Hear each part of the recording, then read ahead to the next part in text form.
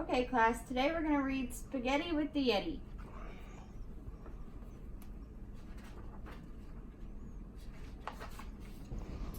A boy called George had an excellent plan to go and discover the Yeti.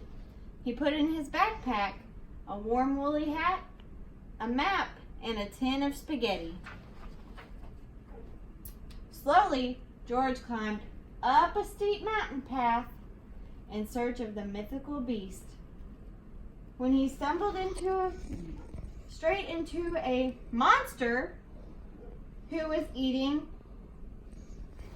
a sumptuous feast. "Hooray!" shouted George. "I knew you'd be here. I'm sure that you must be the Yeti." The monster stood up with a furious gaze. "Are you crazy?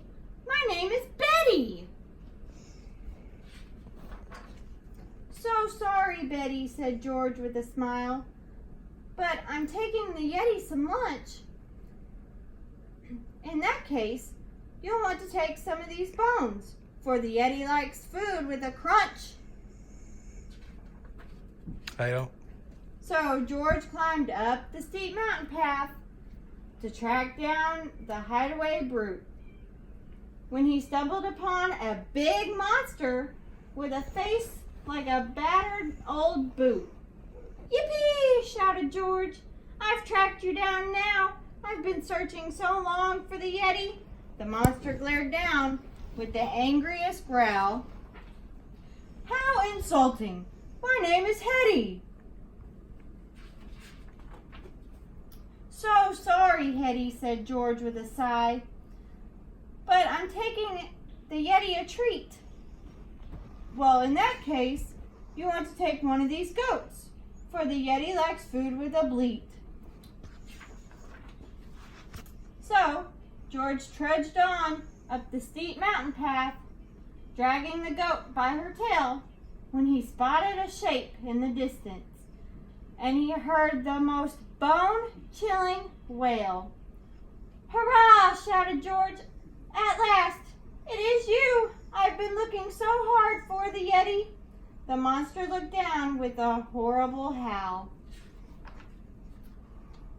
"Are you bonkers? My name is Nettie." "So sorry, Nettie," sighed George, feeling glum, "but I'm taking the Yeti a snack. In that case, you'll want to take lobsters and crabs, for the Yeti likes food he can crack." So George plopped on up the steep mountain path. The difficult climb made him puff. Exhausted, he threw himself down on the ground. "That's it," he cried. "I've had enough." As George sat hopelessly, his head in his hands, a shadow fell over the place. He felt something hairy, a prod in the back, and then turned around and peered up at a face. "I found you!" cried George with a big happy grin, and he showed all his gifts to the Yeti. But the monster looked down at the crab and the goat and said, "Sorry, I just eat spaghetti." "I knew it!" said George with a whoop of delight, and he opened the battered old tin. Then he tipped the spaghetti into a bowl. And George and the Yeti tucked in, slurp.